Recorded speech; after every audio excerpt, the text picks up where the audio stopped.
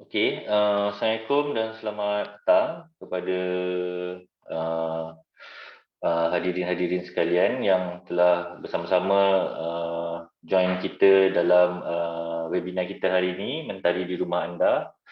Hari ini kita akan membawakan topik yang menarik yang akan dibawakan oleh Dr. Koh Yunn Min bertajuk Better Thoughts, Better Life, How to Empower Each Other to Have Better Life with Better Thoughts. Jadi untuk presentation pada hari ini, Dr. Koh Yunn Min akan menyampaikan presentation beliau dalam bahasa Inggeris lah. Cuma nanti saya rasa benda ni boleh kita free flow lah. Kalau let's say kalau audience nak tanya dalam bahasa Melayu pun saya rasa tak ada masalah, nak tanya dalam English pun tak ada masalah. Saya harap semua penonton-penonton dapat kumpulkan soalan-soalan anda dan mungkin boleh tulis question dekat chat box ataupun dekat komen dekat kita punya Instagram, kita punya Facebook punya post lah. Okey, so mungkin tanpa membuang masa, saya jemput Dr. Koh Yunn Min untuk memberikan presentation beliau.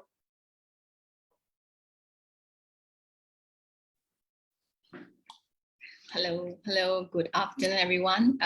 Can you all hear me clearly? Is the audio okay? Is the audio? So far I can hear you quite clear lah. Okay, all right. Okay. And, so hello, good afternoon everyone. Salam sejahtera. Thank you for joining us today. Really happy to be having all of you here. To be spending this next 30 minutes with us or so. And thank you so much, Dr. Hafiz. Thank you for the kind introduction. So nama saya Dr. Koh, you can call me Dr. Yunn Min as well. So for this next 30 minutes, I'll be speaking mainly in English, but if at all there's anything that you want to ask, anything that's not clear, please feel free to type out. You can contact our tech team. They're always here to serve you, to handle if there's any difficulty for you at all. And yeah, if you like, you can even write down in the comment box your name, where you're from. You want to say a word of hi to everyone, you're welcome to do so. All right, you can do that in Facebook as well as in our Zoom, I believe. Is that right, Dr. Hafiz? Yes, correct. Yes. You can type any comments or any question in our Zoom chat box or Facebook live comment. Yes. Right, so hari ini kita santai-santai je lah, okay? It's going to be a free flow Zoom session, and most important thing, today is about you. Yeah? Today is not about Dr. Hafiz, not about us, but it's about you, your life, and we really hope that we can all go back with something that we learn how to have a better life, how to empower each other. Yeah, if that's all right, is it okay for me to share my screen, Dr. Hafiz? Yes, I think it should be okay. You can share. Okay. All right, so I just move on with my slides, and welcome again to Mentari Di Rumah Anda. All right, so here we go.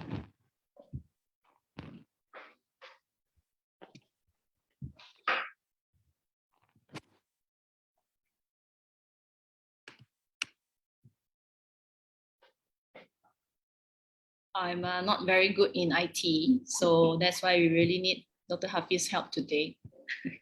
All right, can you see the screen? Is it okay? Is it all right? Yes, so far the screen look okay. Okay, all right. I think our participants is a bit quiet, very different from my previous sharing, but it's all right. Okay, so I'm gonna start my sharing today. Yeah, very excited. Today we get to spend the next half an hour together. So before I begin, just allow me to give you some small introduction about myself, so you'll be able to know and understand me better, as well as the perspectives that I'm coming from. Okay. Start with my workplace. I received my house officer training in Hospital Kuala Lumpur. Not long after that, I was transferred to Hospital Hulu Terengganu, one of the best places to work at. Yeah. And then I got transferred back to Shalam Hospital. And currently I'm serving in Hospital Selayang as a psychiatry trainee and being with you all today in live from MENTARI Selayang itself. About my studies, right? My undergrad is from the Pirogov Medical University from Moscow. And my postgrad is from Royal College of Psychiatry, London. Yeah. Small little picture of my little family. Can see my tall, dark, and handsome husband, and our little one, who always brings lots of joy and surprises to us. Okay, so that's about me, right? Actually, I intentionally share about all our roles because we have so many roles to play, and even as I shared mine, I hope it's easy for you to relate of yours as well. Yeah. So feel free, if you would like, you can share with us what's your name. Yeah, maybe your nickname, where you're from. Yeah, what would you want to hear from us, right? That's fine. Feel free to leave any comment. So I'm going to start with our topic today, and mainly saya akan berkongsi tentang our thought life. Yeah, pemikiran kita. In this picture, you can see that a sower is sowing a seed. Yeah, and as we all know, whatever we plant, that's what probably we are going to harvest.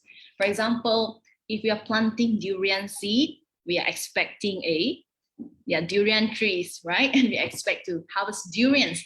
And if we are planting strawberries, we do not expect to have papayas, so on and so forth. So it is with our life. Whatever we plant here, yeah, whatever we plant in our mind, is most probably what we are going to harvest in our lives. Yeah. And that's why we often say, choose life, choose how you want your life to be. You have bitter thoughts, pemikiran yang pahit. Most of the time you have a bitter life, kehidupan yang pahit as well. You have some crazy thoughts. Most probably you're going to lead a crazy life, a very adventurous life, maybe. And if you have some negative thoughts, and if they keep coming and just recurring, most probably the life is going to be kind of negative as well. And most definitely, better thoughts will lead us to have a better life. Yeah.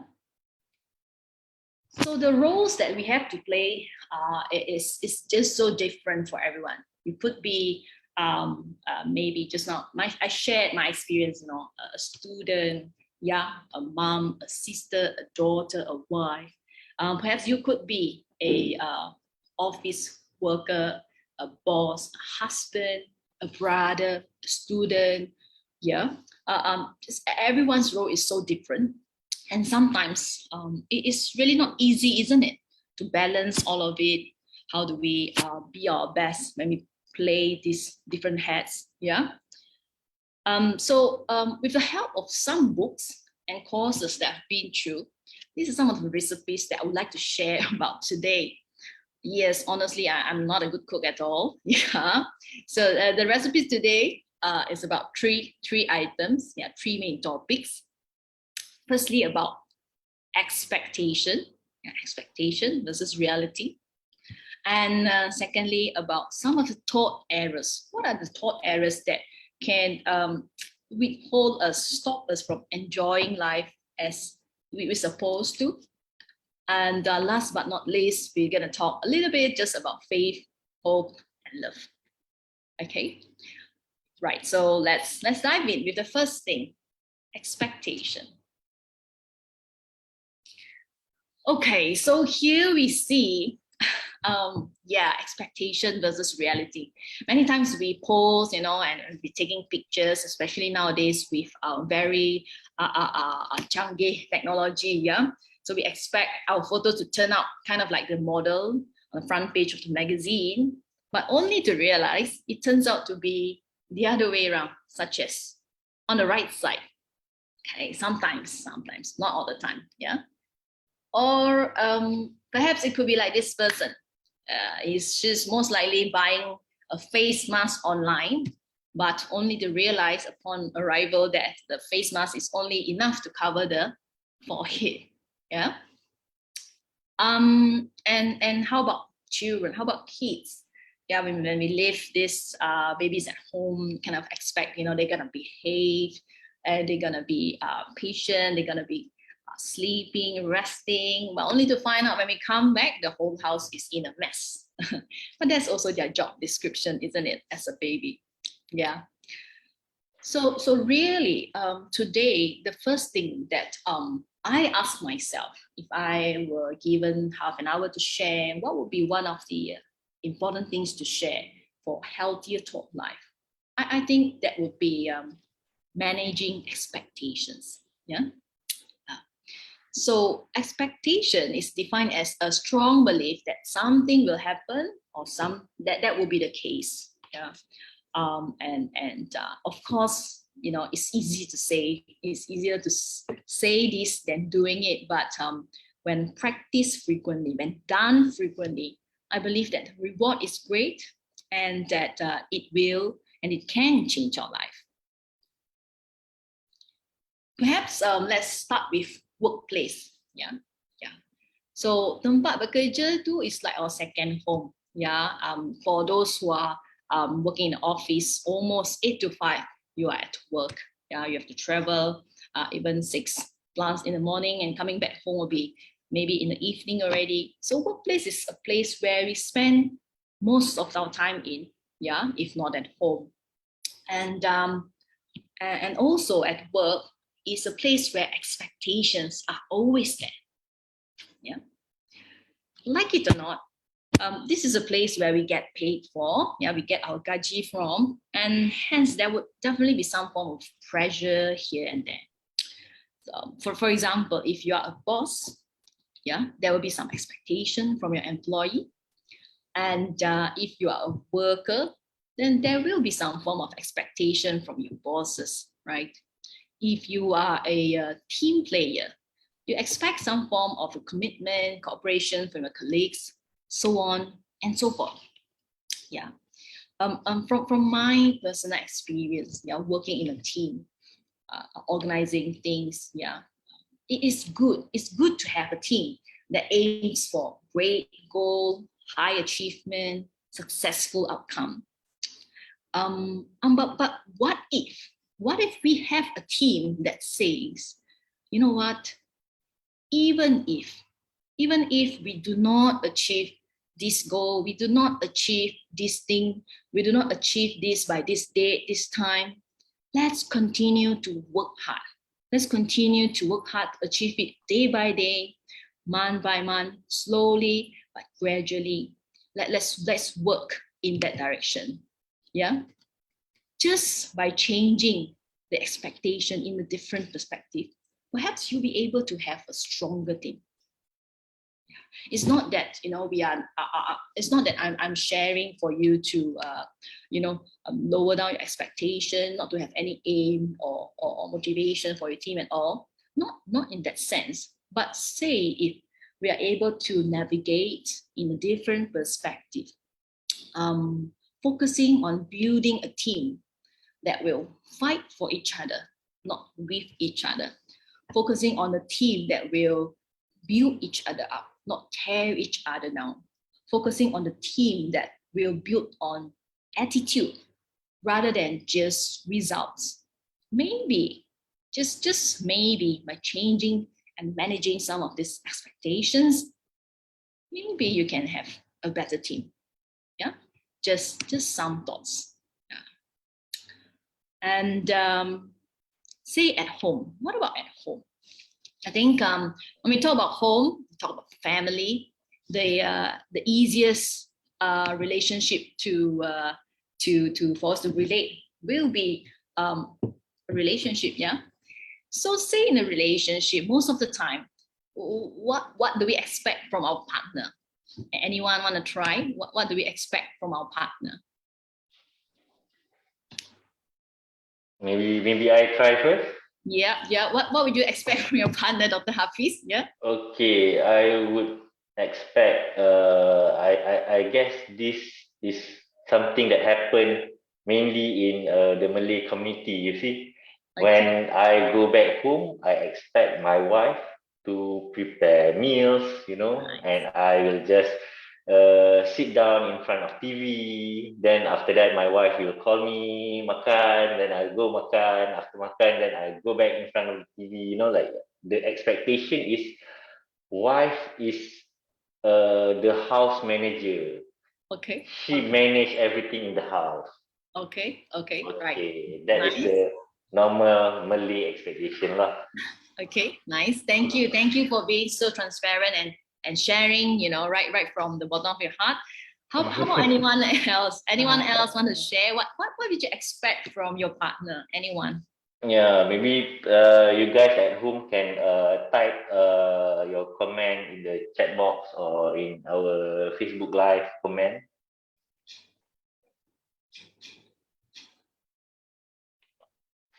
Okay. Or maybe our audience is a bit shy today. Yeah. Okay, that's fine. So yeah, I think it is fine. You can continue to just hear, continue to share. Feel free, yeah, feel free. So I think in relationship, many times the expectation towards a partner is, you know, quite a lot. Yeah, we expect our partner to be hardworking, to be smart, to be good looking, you know, to maybe to look fit, yeah, to be punctual, to be on time, to be honest, to be filial, you know, to be good with kids, to be good with elderlies, you know, to be good in doing housework, and the list goes on. Yeah, to be house manager. But really, none of us is perfect, isn't it? Yeah, it is good. It's good that we have all this expectation, but what if we have a couple who say to each other, yes, you know, sometimes we fall, sometimes we fail, sometimes you upset me, sometimes I upset you, sometimes I don't cook the food that you like, you know, sometimes, you know, we make mistakes, we hurt each other, but that's okay. Right? Let's work towards making each other a better version of ourselves, slowly, day by day. And boom, there you go. A real much stronger relationship that, you know, perhaps by God's grace will be able to grow deeper, stronger, and can last the distance. You know, when I'm saying this, I'm not saying if, you know, there is a element of abuse, or if there's element of trauma that you continue to endure and just adjusting. No, if there is element of abuse and bullying, then you really need to have a professional and separate session for advice. But in other cases, as much as we expect our partners to be the one that we hope to have, yeah, I think the expectation also should be two ways, where we also try to be in our partner's shoe and see what they were actually expecting and how can we come to a more balanced expectations for each other. Yeah. So this doesn't really just apply to couple, just boyfriend, girlfriend. No, it can apply to actually siblings, yeah, parents, and just anyone close to us at all, right? So this is about managing expectations at home. Yeah, we got a comment. Somebody actually expected their partner to so that they can cook also lah. Actually, Okay. I think there's a lot of men actually expected their partner to be able to cook lah. Okay, that's nice. That's good to hear. Yeah, thank you very much. Keep the comment coming in. All right. Yeah. So the next thing that we want to share about, not just, you know, managing expectations at home with your partners, with, you know, cooking, how to adjust this expectation from husband side, from the wife side. I think one of the most important person that we need to manage our expectation with is actually ourselves. Yeah. So we live in a world that's changing so quickly. In fact, the only constant thing in life is change. And with technology developing daily, it is almost difficult to catch up with the latest thing all the times. And nowadays we see so many youth, so many adolescents or young adults coming to the clinic and seeking help from us because there's just too many things bombarding them, and it's really difficult to cope. Sometimes too much of expectation or achievement can actually drown a person. So I just thought, if you're a person who always have a lot in mind, say you tend to think, I want to achieve this, I want to reach this, I want to get this target by this time, end of the year. But beginning of next year, oops, the list is the same again. And I want to let you know that, that's fine. That's really fine. That's okay. Yeah, if that's you, no one is seeing, you can tap your shoulder and say, that's okay. That's all right. Yeah. We are all a work in progress. When will we ever reach there? When will we ever reach the destiny? I think no one has the answer. As long as we are still breathing, we are still a work in progress, and we are still seeking to be better. So let's practice some self-love.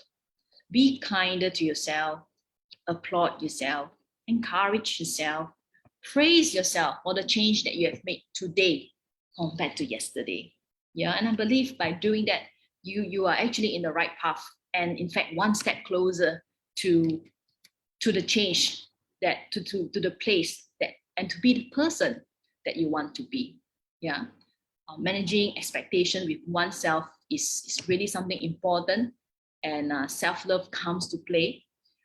If it's possible, set the time daily to encourage yourself, set the time daily to reflect what has happened, what you have done, not just discounting yourself, what I have not done, why I have not achieved, what are the lists that I have not done, but also on the other end, tell yourself, oh yeah, good job, I survived the pandemic, oh well done, despite social distancing, I'm still able to maintain, friendship. And while I've survived all the online classes in the world, so don't forget to encourage yourself and applaud yourself for the things that you have done, for the journey that you have journeyed through all this while, rather than just looking forward, like, why have I not reached there? Why have I not achieved this? Why not take some time and look back and wow, good job, you've done this, you have gone through this, and yeah, let's work, continue to work tomorrow to be a better person. Yeah. Okay. So that will be the first part, first topic that I want to share about managing expectations, and then the next huge chunk will be on thought errors. Before I move to thought errors, is there any questions from the floor so far?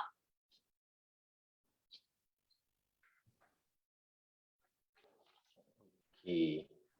Shy viewers. So far, the chat box is still empty lah for the time being. Okay. Okay. But then I think what your point just now is very good lah. Actually, sometimes we have a lot of expectation. We expect us to be a great person, but then we never see that actually we survive up to now, despite all the challenges that we face throughout our journey. We are still here and we are surviving, and that actually deserves a pat in the back, I think. Yes, that's right. And so it is with all your relationships, so it is with your career. Yeah. Right. Thanks, Dr. Hafiz. I guess it's all right. We move on to the next topic, which I thought will be important for all of us and will be helpful for our lives. And this is what we call as thought errors. In a simpler term, is what we call as a habit of thinking that's unhelpful. In psychological term, is called as cognitive distortion. How does this thought errors form? How have they been formed? They have actually been formed since the day we were born, through our experiences from childhood, throughout our primary school, secondary school, and even our adulthood. And being reinforced by what we have done, what we have gone through, and became something that happened automatically all the time. So let's dive in and see what are these thought errors. Yeah. First of thought error that I think many of us do, will be jumping into conclusion. Have you ever had this experience? You're talking to someone, and before you go to your main point, there goes the person saying, "Yeah, I know you mean this. Yeah. And before I finish, the person will be like continuing your sentences, but in a totally different direction. Yeah. So perhaps you have experienced this as a person or as a family members who have family members like this. For example, this gentleman, this picture that we are seeing. So he is looking at his watch and say there is a person opposite of him talking to him. And when this man looked at his watch, the person opposite immediately thought to himself, "Oh, I must be a very boring person. I must be a terrible friend. That's why he doesn't want to look at me. That's why, he doesn't even bother, not even interested in our conversation. It must be because of me." But who knows, right? Who knows on the other end, maybe this man is waiting for an important call from the hospital because his mom has just undergone an operation, maybe. So without clarifying what the other person is talking and jumping into conclusions so quickly, sometimes it can be disruptive, for relationships, for family, and even for ourselves. Yeah, like the example that I showed, the person put himself down because he jumped into conclusion about his friend that's looking at a watch. So yeah, first thought error that many of us do will be jumping to conclusion. And the next one. So the next one is what we call as personalization. Yeah. Ever heard of the word? Can you please not take things so personally? Yeah. And what does this mean really? Personalization means you take responsibility for things and for events that happen, not just because of you, but oftenly you do that and you blame yourself, you criticize yourself when you're not able to see the big picture. Let's take an example. For example, in a football match, there's so many players in the field and say that this team, they lost the match. And the opponent score 2 and their team, they score 1. So in this team that lost the game, everyone feels sad, yes, but one of the star players feel exceptionally bad, keep blaming himself, that it's because of me, it's my fault, the team lost, I should have scored more. So this kind of thinking, actually he has been personalizing the loss to himself and unable to see that it is a shared responsibility for the entire team. Yeah. So sometimes when we are not able to see the big picture, we tend to personalize things. Maybe it's not your fault. Maybe it's just the structure of the organization that's not right. Yeah. I've even heard of mothers feeling so sad that their child played a wrong note at a concert, just like this picture. And the mom keep blaming herself. "Oh, I didn't practice enough with my son. I caused him to feel so bad." Well, not really so. Things happen. Yeah. And it might not be you all the time. So that's the second trick that often play our mind. That's personalization. And third one, this is what we call as all or nothing, or a black and white thinking. Yeah. So for certain people, everything is black or white. There is no gray. There is no in between. Yeah. For example, they fail an exam and they immediately make a conclusion: I'm good for nothing. I'm useless. Without being able to see that in the past, they have passed so many other exams. Without being able to see that Actually, for the entire batch, no one passed the exam. So maybe sometimes it's not black and white, but there's some gray in between. Yeah. So being too extreme on both ends, this no good in any areas of our life. And the next one, looking at this man, yeah, he's just so worried, just so anxious for everything.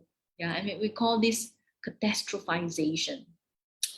This is a thought habit. This is unhelpful thinking style where a person always think of the worst outcome in whatever he or she is doing. Yeah, for example, going to the shop and buying a bread, immediately the person will think, oh, what if I go to the shop and on my way to buy a bread, I get robbed? Yeah, but it's like he forgot to, and then he just abandoned the idea, not going at all. Or what if I'm going to drive today a little bit earlier, and what if I met an accident? So these are very negative end of thinking, and sometimes the more you think towards the negative ends, the more difficult for you to overcome these challenges, right? So if you find yourself having this very negative thinking style, perhaps it would be good to take a step back, do some deep breathing and rationalize within yourself. Okay, yes, I'm going to the shop and buy bread. I've been doing that for the past 5 years. So far, my journey has been just fine. And I think as long as I be careful, I watch what's my surrounding, I will not necessarily be wrong. So when there's no one to be able to help you with these negative thoughts, you need to be the one to neutralize these thoughts. Yeah. Otherwise, can you imagine a life that's full of fear, full of worries, full of anxiety? That's not gonna be easy for anyone. Yeah, even for yourself and people around you. Any questions so far with these thought errors? Okay, right. So very quiet crowd today. That's all right. We'll move on to the next. Okay. And the next thought error that people often the crowd is quite quiet. Yeah.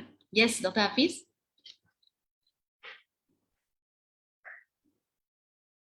Oh no, I'm just commenting on our crowd today. But then we do have some comment in the Facebook. I guess thought error in our community is about fresh graduate able to find job with high salary within a month after grad. I think like our community is some sort of like being trained to have this kind of thought error, possibly. Okay, maybe what she's trying to say is our community tend to think of the worst outcome, that fresh grad will not be able to have good salary. Is that what the person is trying to say?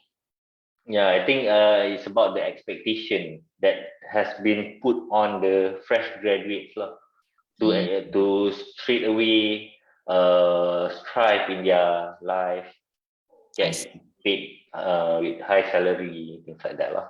Yeah, I think maybe that goes into a all or nothing. Yeah. If you don't get a high salary, that means you're not good. If you don't get a job, that means you're a failure. So it's not necessarily true, isn't it? Yeah. Yes. We have heard so many success stories. Just for example, KFC, right? How many times he's been rejected, and he keeps going again and again and again to share his recipes. And now we have KFC that's so famous, so many branches. So thank you for the person who has left the comment. Yes, that's a good example of all or nothing or black and white thinking. Not having gone through an interview one time or being rejected at once doesn't mean a person is a failure. But there's definitely more other rooms so many other chances and opportunities out there to try. Yeah. And we move on to the next one. So next one will be, we can see these two girls shouting or just one girl shouting. Okay. The next one will be overgeneralization. So this could be, making broad, generalized, and global conclusion with very little evidence. Yeah. And these can sometimes cause havoc. Yeah. For example, have you ever heard of men saying, "Hiya, all women cannot drive. Hiya, no need to drive." Yeah, this is very common comment. Yeah. Yeah. Maybe in the Malaysian past. comment. Yes. Yeah, maybe in the past they have met a woman driver who don't drive well, but that doesn't mean all women cannot drive, isn't it? Yeah. Or sometimes we hear women complaining, "Yeah, all men won't help with housework. In the end, all the housework must be done by the wife." I think this is very dangerous comment.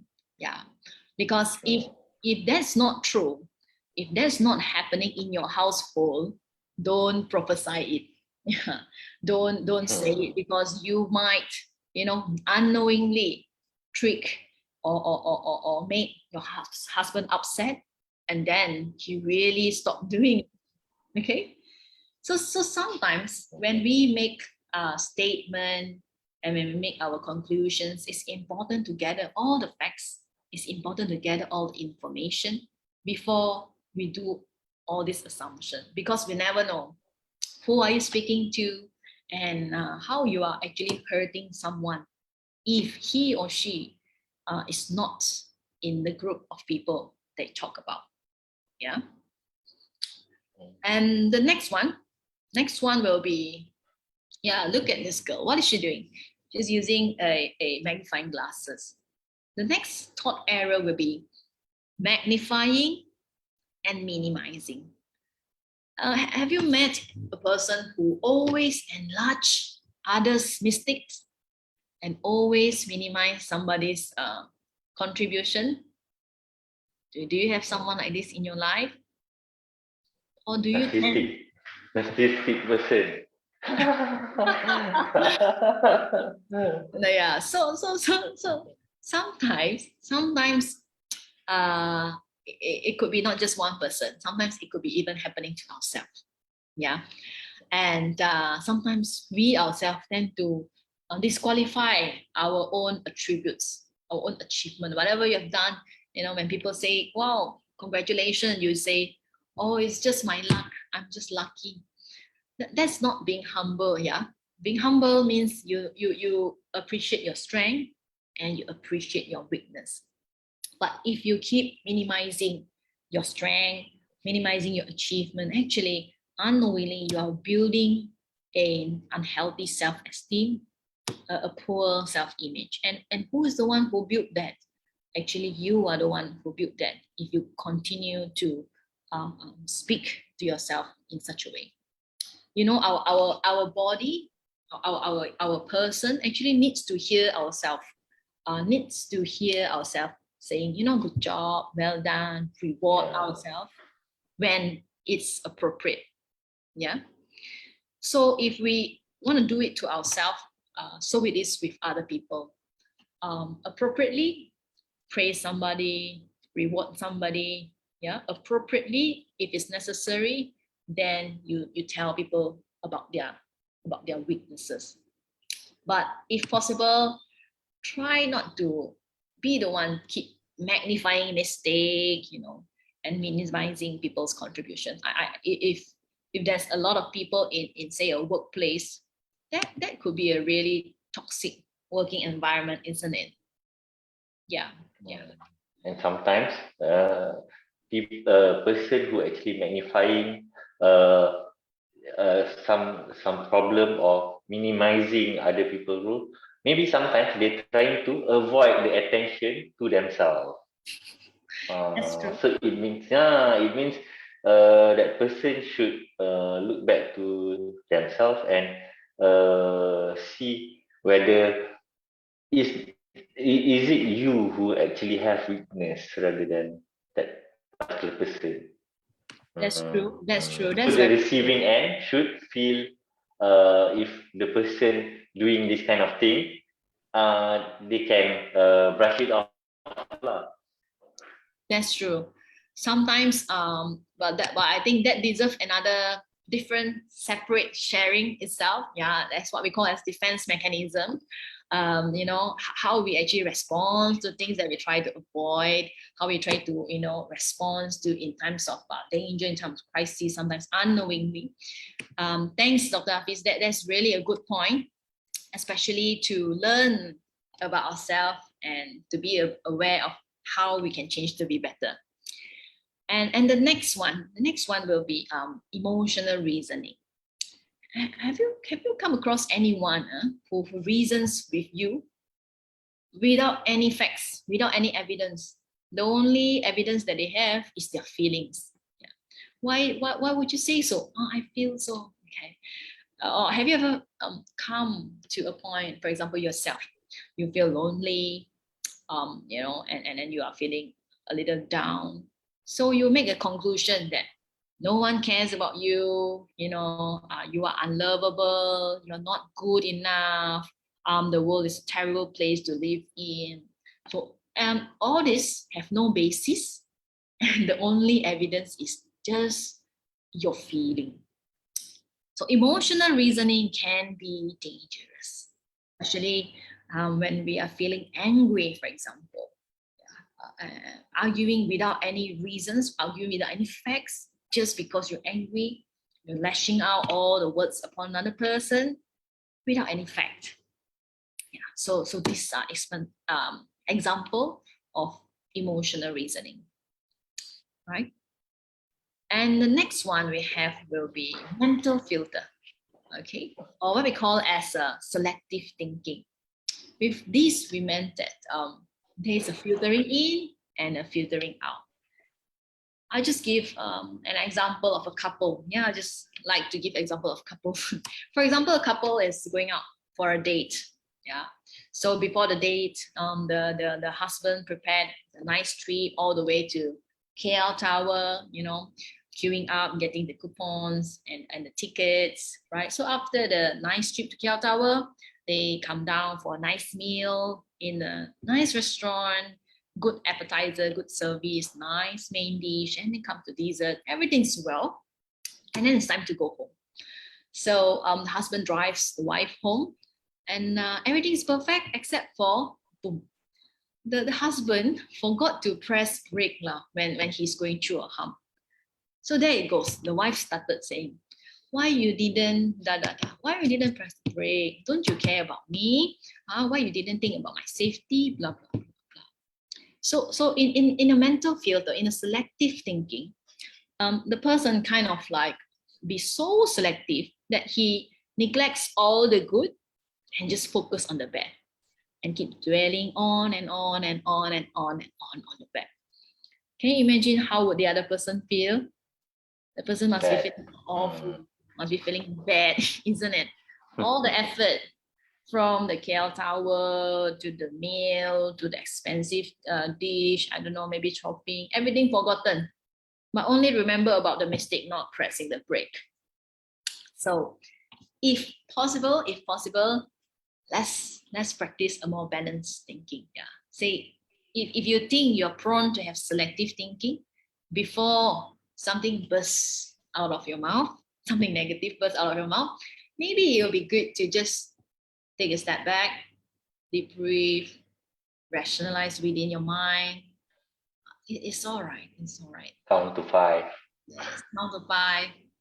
Hey, it's all right. It's just a small harm, isn't it? Yeah. Let's just laugh about it and go on. Okay, right? Last but not least, the should and the must. Sometimes we come across people who always say, you should this, you must this, we will this, and we must this.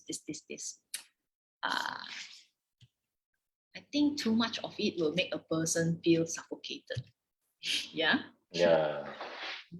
So if possible, maybe we can change approach to like, what do you think if we do this? How about can we try this? Yeah, and reducing the should and the must will most likely improve your relationships as well. Okay, so that will be the second point. Before I wrap up, this will be the recap of the errors. Is there anything that's not clear or you have questions about, or the crowd still shy? Yeah. I think you can everything is quite clear lah. Actually, the way you explain is quite clear. So I think maybe our audience, maybe they tend to use general words such as catastrophizing, maybe overthinking.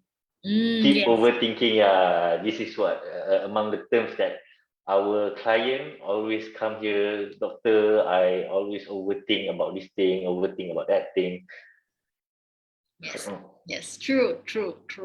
And most of the time, when people come to us with some crisis, I notice that some of these errors has took place, and if we are able to learn and unlearn some of those, it'd be really helpful for us. Yeah. So I move on. The good news is that we can change our mind. Yeah, the good news is that I'm here not to make you feel bad, not to blame anyone for any mistake, because these are common things. I'm here to share this because we can change our mind. Yeah, over the years, researchers found the brain is magically wired that as we repeat and practice and form a habit, we can actually change the way our mind functions. Right? In short, I actually call this term neuroplasticity. So regardless how we have been, what we've always been doing, regardless what are the errors that we have done, the good news is we all can change to be better. Author and speaker Wayne Dyer says and reminds us, if you change the way you look at things, the things you look at change. Yeah? If we are willing to change the way we look at things, then the things we look at tend to change as well. Last but not least, coming to the end of my session, I just want to reiterate the words faith, hope, and love. Yeah, we learn so much about the theories, about how the brain works, what are some of the things we can avoid, what are some of the things we can change. But ultimately, say if you forget and you cannot absorb whatever I say, right? I would say that the motivation of change comes from these three things: faith, hope, and love. Faith is the substance of things hoped for. Hope is something we believe in. And love, most of the time, will be the motivation and the reason of many things of why we do what we do. So if at all you don't agree with what I say, you have questions, I encourage you to keep seeking, to keep knocking, to keep finding for the answer that you're looking for. And with that, I'm going to end my sharing today. And just thank you for your kind attention, for staying with us for half an hour. It's not easy. It's a Wednesday afternoon. It's time for everyone to take a nap. Yeah. So yes. So I pass the time back to Dr. Hafiz. Right. Okay. So I think it's a very good sharing by Dr. Yunn Min, and we do have a comment, a question, Doctor, about magnifying topics. Is there any way for us to tell that person to stop doing it on us in a way that not end up arguing with them? Okay, I think there is no one way of answering this question. Yeah, whoever is the person that asked this question, thank you for asking. Yeah, it really depends on, first, how much do you know the person? Yeah, and how much do you understand the situation? Yeah, say if sometimes if it's a person that is not so close to us, sometimes actually it's easier to tell a person's weakness to the other person. Because when it comes to a person close to us, the persons will need time and space to digest the weakness.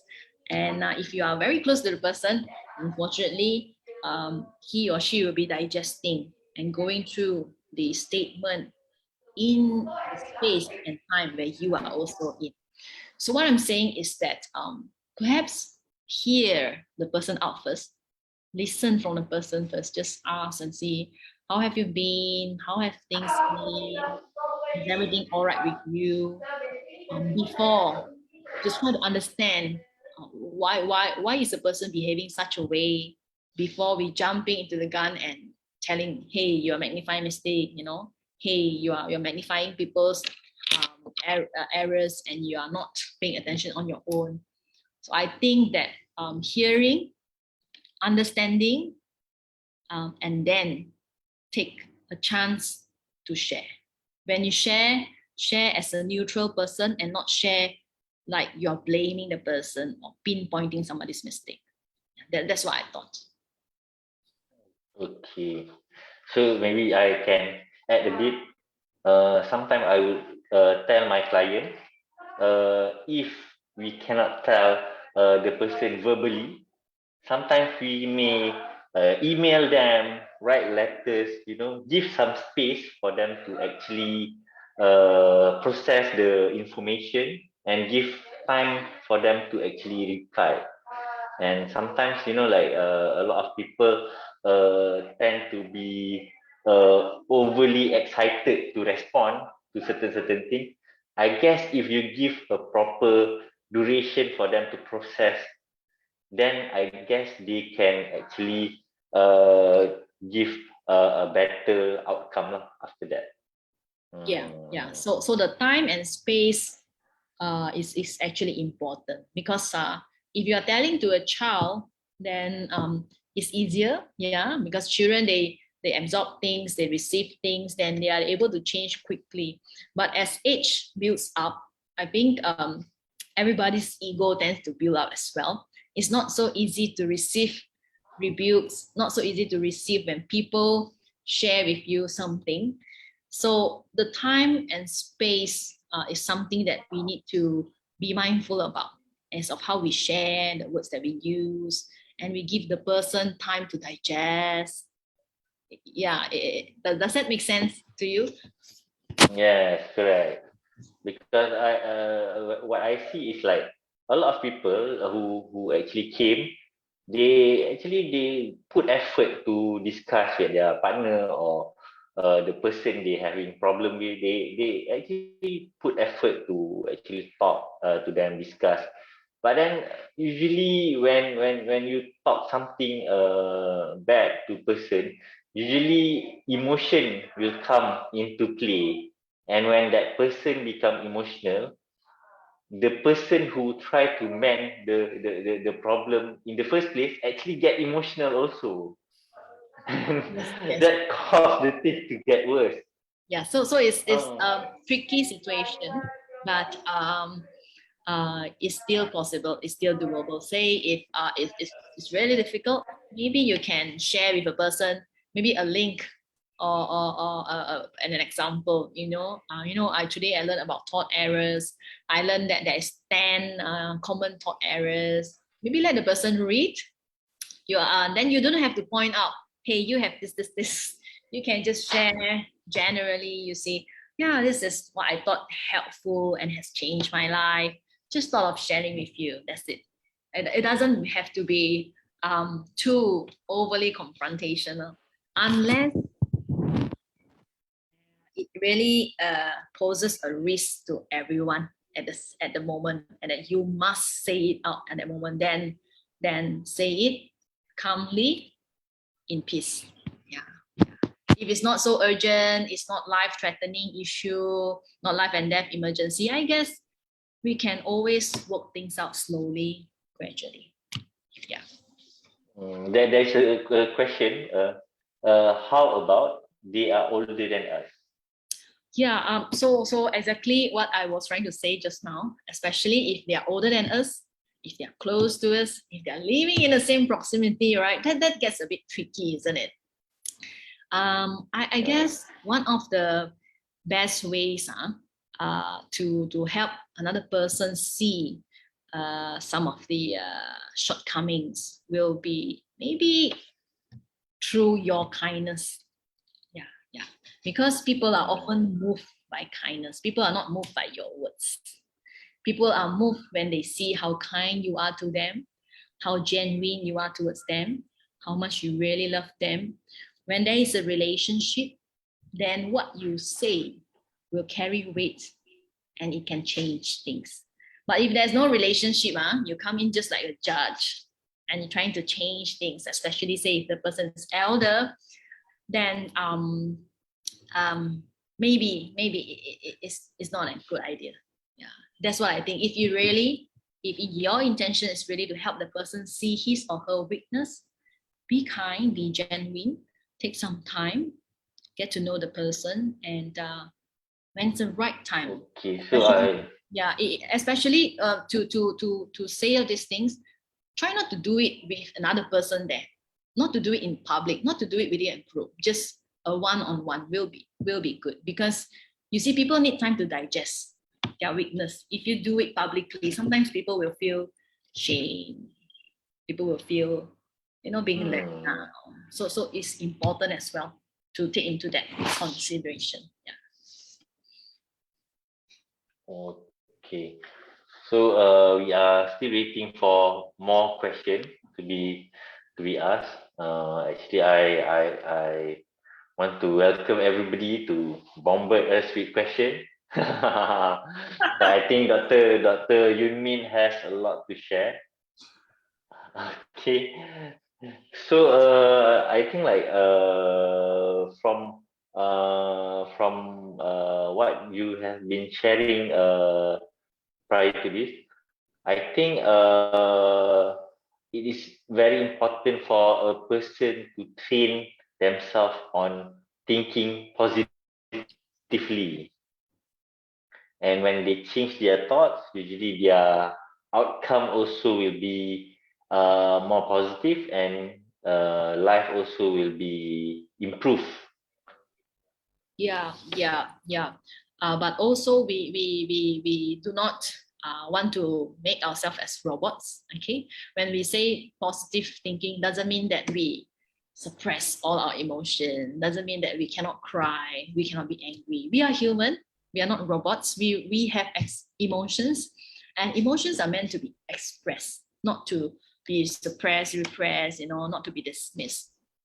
So I second whatever you said, but also to remind our crowds that having positive thoughts doesn't mean you have to dismiss your emotion. Express your emotion in a healthy way, but bear in mind what's happening here. Try to be aware what's happening here and how we can change things better. Yeah.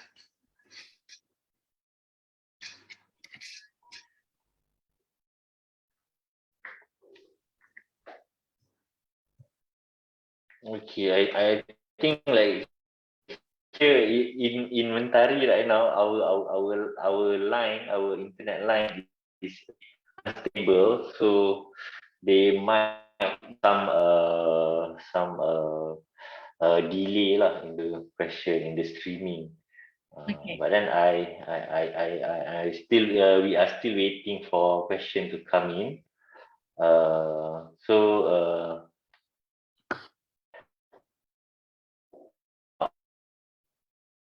your point just now is quite on point lah, because we shouldn't be a robot. We need to express our feelings. We need to express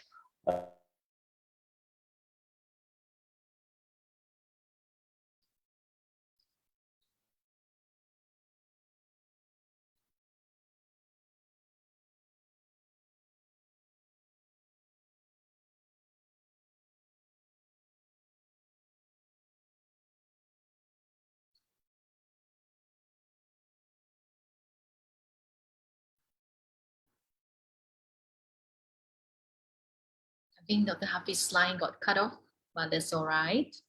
We will wait for him. If at all anyone has any questions, feel free. Otherwise, we could close in a few moments, yeah?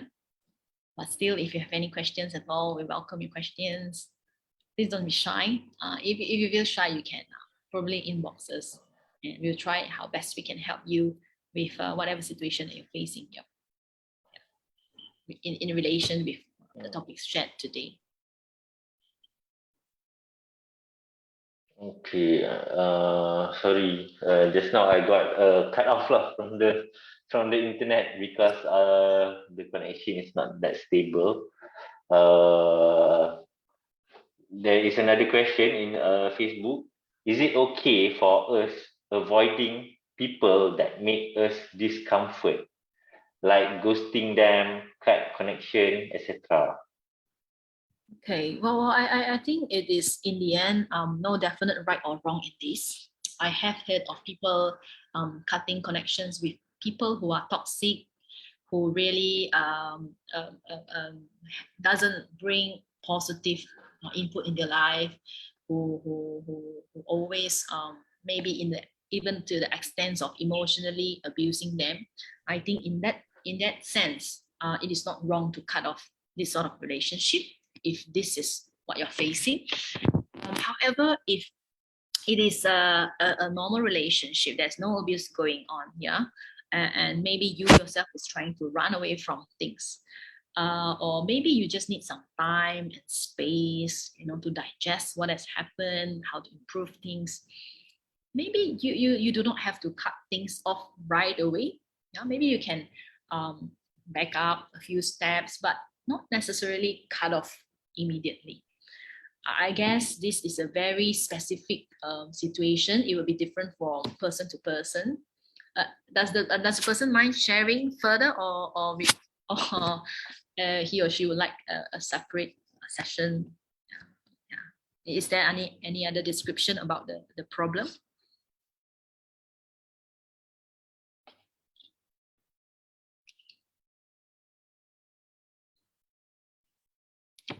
Okay, I think the line got cut off again. That's all right. We'll give maybe just a few more minutes, and say if anyone has any questions, you can write in Facebook or in our chat here. Yeah.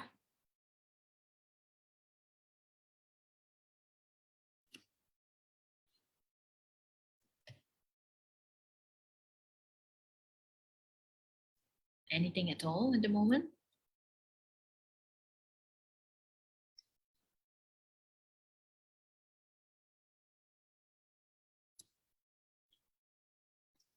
Dr. Hafiz, you're muted, Dr. Hafiz. Okay.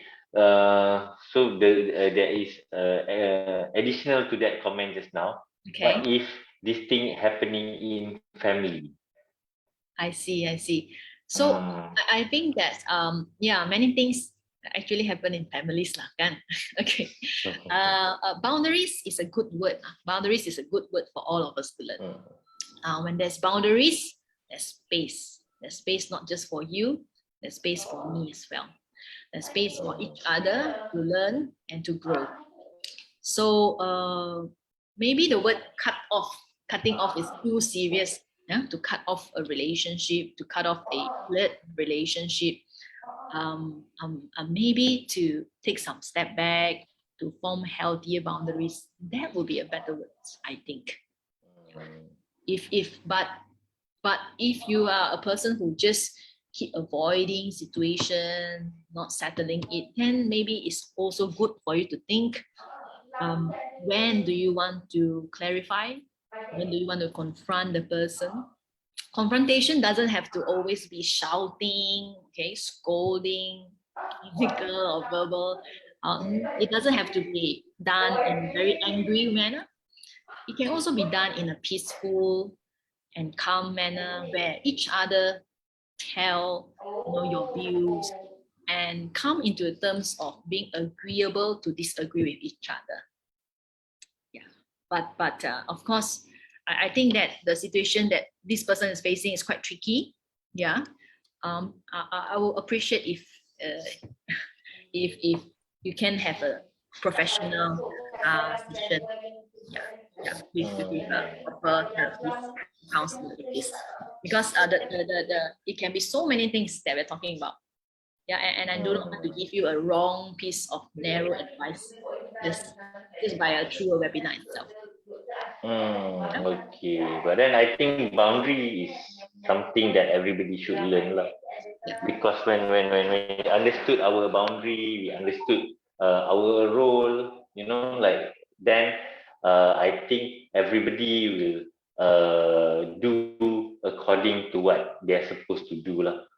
That's one part. And second part, I think by avoiding it cause more anxiety lah. Actually, you will be like always restless, thinking like what this person going to do, what that person going to do. So I think maybe we can find courage, compose ourselves, maybe write a letter, you know, give some space, you know, and I think confrontation can be done in a more suitable manner. But then itulah, I think a lot of time when we talk about confrontation, semua orang terus fikir fighting. Tapi there's a lot of way to do a proper confrontation. Maybe if the problem is too serious or difficult to manage, I think maybe can engage with professional help. Maybe can come to Mentari, talk to us in person. I think that would be very, I guess, more helpful to the person. Correct. Okay, so I guess like so for the timing, I guess we are still waiting for a question, but then I think so far there's no more question lah. So why not we call a day? Thank you so much for Dr. Yunn Min for the sharing. I think the topic is very powerful for everybody to learn and to adapt in their own personal life. Okay. Thank you so much, Dr. Yunn Min, for the sharing. Thank you so much for our audience. Thank you for to bear with us for, I think, already 1 hour. So thank you very much. And we will see you guys again in our next Mentari Di Rumah Anda session. Okay, if you guys have any comments or any questions, feel free to go to our Facebook page or our Instagram page, leave a comment there and we will get back to you. Okay, so with that, thank you and goodbye everyone. Take care. Bye-bye. Goodbye. Goodbye.